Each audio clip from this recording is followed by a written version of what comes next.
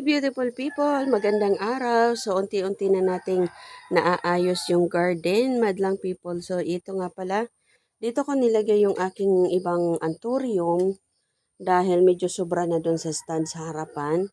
So meron din dito and ang dami ko nga palang pink princess, madlang people. So marami. Pink princess saka white princess.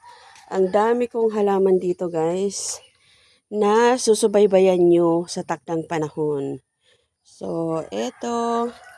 Tapos ito guys, alam niyo yung istorya nito. Nakaka-stress kasi niripat ko siya lahat dito. Niripat ko yung mga small version. Niripat ko lahat sila. And next day kong maripat, lahat nakataob, madlang people, dahil sa manok.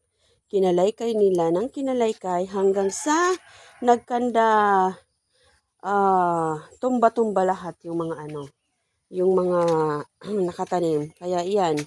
So, binabantayan ko to, mga 2 to 3 days guys. Binabantayan ko to. Dahil talagang hindi tinatantanan ng mga manok. So, yan guys, ang kaganapan dito. Ito yung aking garden dito sa tabi. Ayan, dito sa bandang to, meron pa tayo doon.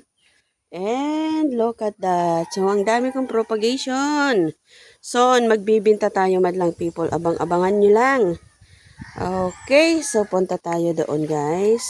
Para makita nyo yung setup ng aking mga tanim. So, nandito naman guys, halos lahat nandito yung aking mga anthurium foliage na late bloomer. So, nandyan sila. So, hopefully, in few months time, magpakita na sila talaga lahat ng kulay. Kasi ito, tingnan nyo guys, super ganda.